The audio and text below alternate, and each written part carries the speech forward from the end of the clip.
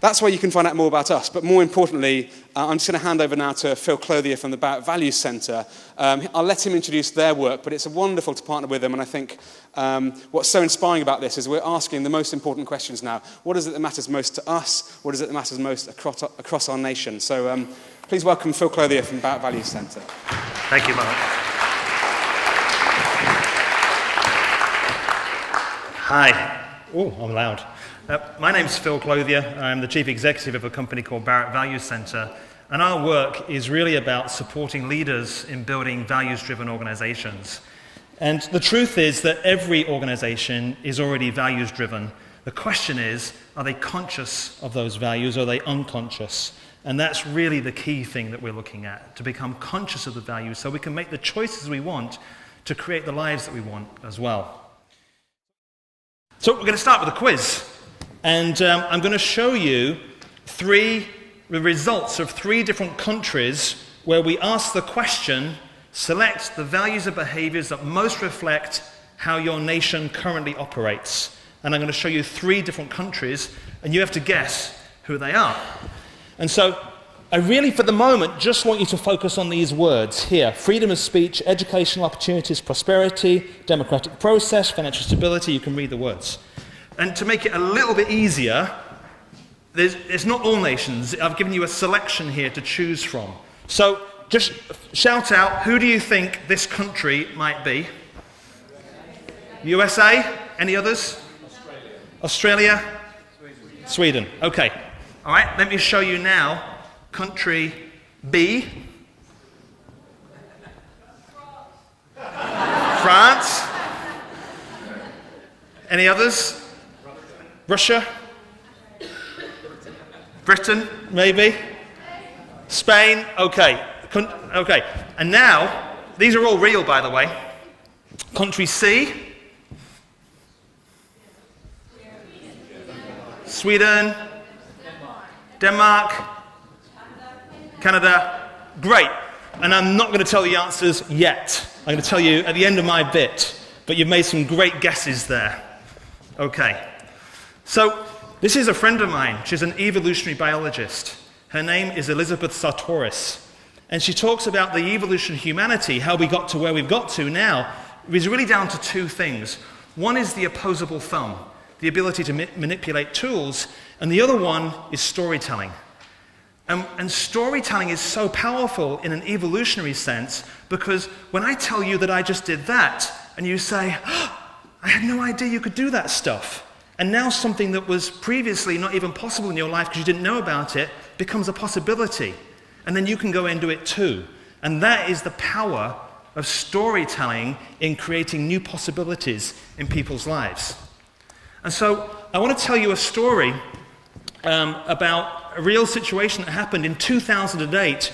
We were asked to measure the values and culture of Iceland. And Richard was on Icelandic TV, and someone asked him the question, so what would you say about the results?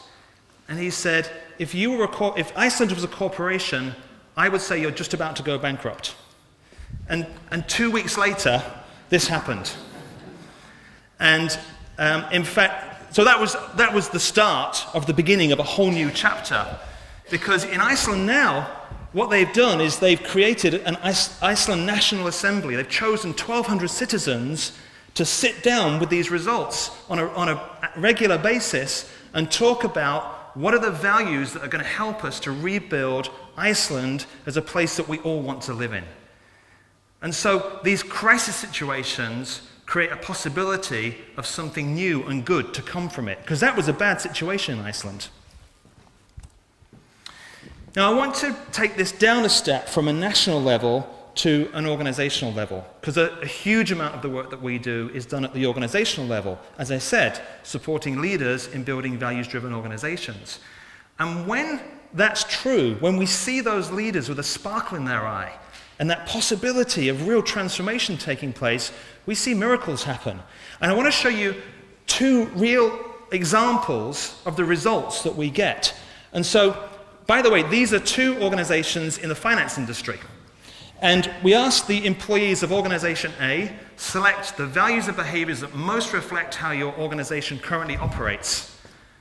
And they said, client satisfaction, making a difference, integrity, teamwork, humor, fun, quality, ethics, financial stability.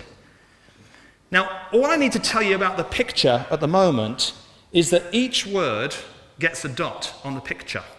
And you can see client satisfaction is level 2, so that dot there is client satisfaction. And a spread of dots across the levels, we consider that to be a good thing. We call that full spectrum consciousness. It means the organization is really taking care of all the things it needs to for its own self-interest needs, but also the bigger needs of society and the environment and other people. And then we asked the employees in organization B the same question. Select the values that most reflect how your organization operates. And they said blame, short-term focus, internal competition, buck passing, risk-averse, information hoarding. So the organizations that you work in, or if you're not working at the moment, that we're working in, put your hand up if you're most like that organization there. Very good. Put your hand up if you're most like that organization there. Okay. Why are you still working there? All right. So one of the numbers we have is this number here called cultural entropy, which is a total percentage of all these limiting values. So blame, short-term focus, internal competition. It's the total percentage of all the negative energy within the system. And let me just give you a sense of what those numbers mean. So what we've found is that we've got a more graduated scale, but in rough terms, anything below 10% we consider to be healthy. Anything below 40%, we see organizations fail or go bankrupt or in some way have some major crisis. And so the amount of negative energy within the system really has an impact on the people. And in fact, if I just go back to here a second, this picture here, 2 white dots in a current culture is enough to tell us that there's fear showing up in the system. People were starting to be unhappy within that. This is a picture of a toxic organization. People are very likely to be getting sick in that sort of situation. So one more example, because values are becoming more and more mainstream. In fact, over the last 10 years, this work has gone from kind of weirdo status to pretty much mainstream now. But this idea that organizations put their values on the wall and they say, here are our values. Now, do people walk past those every day and ignore them, or do they actually live them? And here's 2 great examples. So in this is a hospital where they said our values are integrity, compassion, accountability, respect, and excellence. And guess what we found in their survey? We found those words showing up. And that tells us that the leaders are walking the talk, that they're living the values and bringing them to work every day. And then we measured this organization who said our values are client collaboration, teamwork, delivery, meritocracy, integrity. The only one we saw was client collaboration. When they talk about meritocracy, what really shows up is arrogance and hierarchy. When they talk about teamwork, what they really have is silo mentality and poor communication. So can you see how it's vital that these values get lived, because otherwise your people will tell you otherwise. And frankly, this organization, when the leaders saw this result, they were shocked. They had no idea. But good for them, because they then dug in and did some hard work to turn that situation around. So, how many people have heard of the guy on the left, Abraham Maslow? Very good. You've just reduced this presentation by at least 45 minutes. So, the model on the right-hand side comes from Richard Barrett, and it takes the concepts of self-actualization and shifts that into these levels here that can be understandable by individuals, by teams, by whole organizations, and even at the national level as well.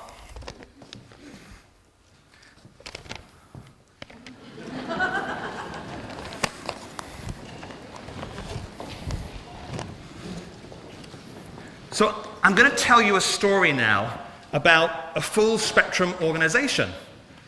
And so at each level, I'm going to read out kind of what it might look like at each level.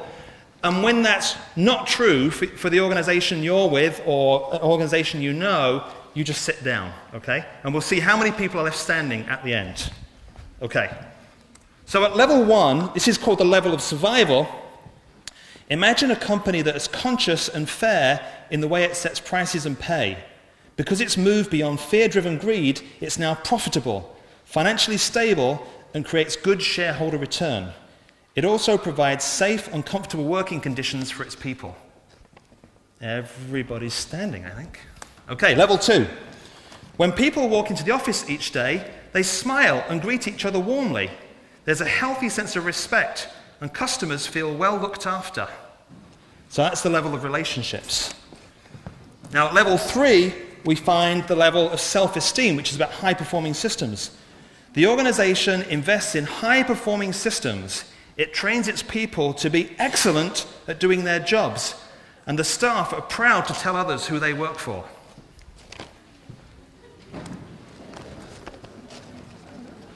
Okay, we're getting some movement in the room. Level 4 is the level of transformation. And it sounds woolly, but this is a really practical level. This is an organization that moves forward through innovation and continuous improvement. It has the adaptability and resilience to weather tough times.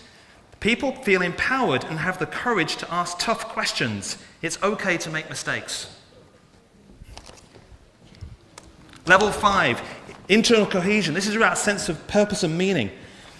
People feel inspired by the vision and values. There are high levels of trust and a deep sense of purpose, fun, and team spirit. Level 6. This is called making a difference. This is a collaborative working environment for staff, customers, suppliers, and the community, where people focus on win-win for all concerned. The investment in leadership development means that leaders are making a sustainable difference inside and outside the organization. And finally, we find the level of service. This is really about service to humanity. For this group, ethics is not about compliance, but truly doing what they believe is right deep down in their hearts. There is a knowing that by doing their jobs, people are serving society and future generations. So congratulations to those who are still standing up. I guess you're working in a very fulfilled place. Thank you. So, how many of you took the values assessment online? Wow, thank you so much.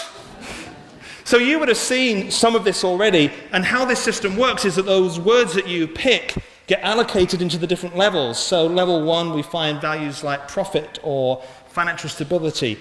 And level 5 is internal cohesion, what bonds us together. You find trust. So each level has got certain values assigned to it. So very quickly, we can do an alternative way of looking at this as well. We just looked at the 7 levels of a full spectrum organization. This is the 7 levels of bumper stickers.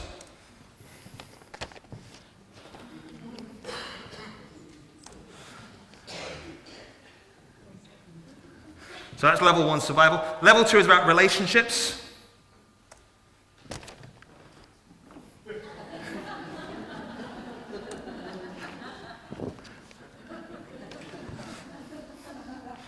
Level 3, this is self-esteem.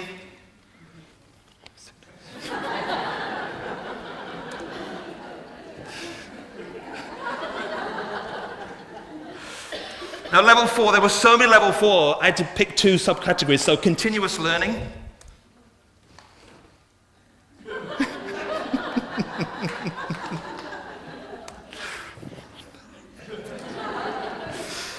And level 4 is also the level of physical, emotional, mental. It's the mental level.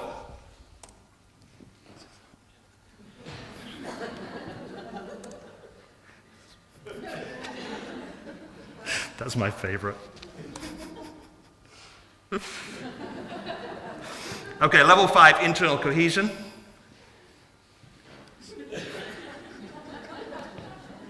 That's a bit deep, that one.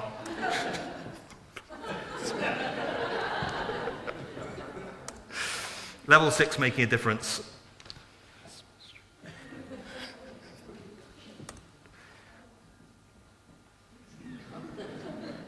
Okay, level 7, being of service.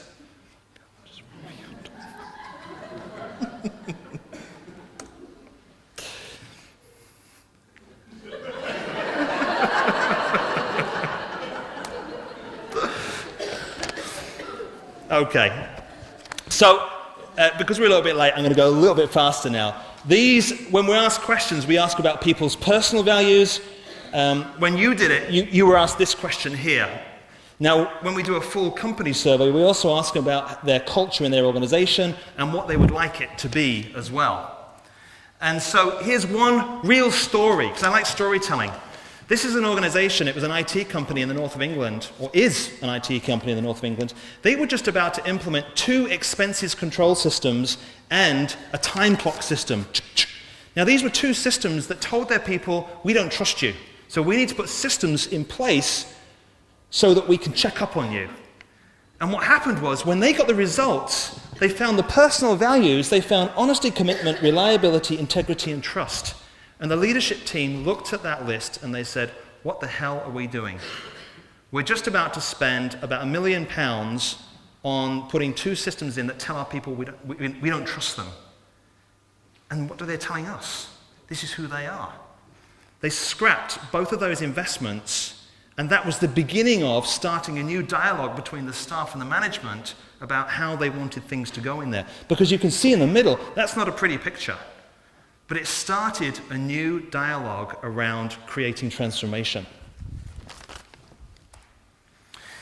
I want to share with you before you get to play with your stuff, I want to share with you one principle that we have found across the world as we're doing this. And this is this principle: beliefs divide and values unite. And this became really clear to us. We did a values assessment for the Latvian government in 2007. And Richard and I were working with the government, with the parliament, and we saw these results. Now, these are actually Latvian citizens and Russian immigrants who live in Latvia. Now, these 2 groups of people don't like each other very much. There's a lot of racial tension that goes on between them. And when we looked at these results, we found that most of what they were actually looking for the future was the same. And what the government did was they started to take groups of teenagers from these 2 different racial groups and put them together and said, let's talk about this. Let's really start to talk about how we bring ourselves together as an entire nation based on the values that unite us rather than the beliefs at this top level that divide us. And let me show you one piece of more recent data that blew me away when I saw it. This was from last year. These are the personal values of people in America who are Democrats and the personal values of people in America who are Republicans. There's one word different in their personal values. And so, what a foundation for having a conversation about what's important and how we create our futures, rather than getting this huge blame game as happens here and happens over there and happens in many countries. The last thing I want to say is that we talked about those limiting values at the bottom. Level 1 is around survival fears, level 2 is around relationship fears, and level 3 is around self-esteem fears. And what we've discovered is that you can actually put all of the fears of all humanity into one tweet. And I'm going to show you it now. Here it is. I do not have enough. That's level 1. I don't have enough stuff, either money or food or shelter or safety, in order to fulfill my needs around survival. Level 2, I am not loved enough. I don't have enough of the sense of belonging or feeling of connectedness to fulfill my needs for relationships. And level 3, I am not enough. And sometimes this could be the most difficult one, because this is really a self-story that goes on in here around, oh, that person's better than I am, or I'll never be good enough to do that. And it's all those stories we tell ourselves about I'm not enough. I don't get enough of the stuff to fulfill my need for my own self-esteem. And in fact, that's only 63 characters. And if we can really understand and name these things about these fears that are getting in our way, then this gives us a big step forward to face our own internal personal fears. Okay, so I'm going to give you the quiz results now before you get to play with your stuff. So, Nation A, do you remember? I think most people said it was USA.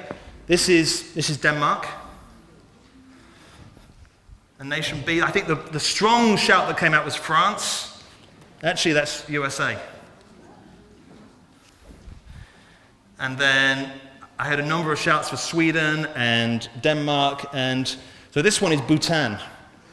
How many people know what's happening in Bhutan? Okay, well our results show that this is working.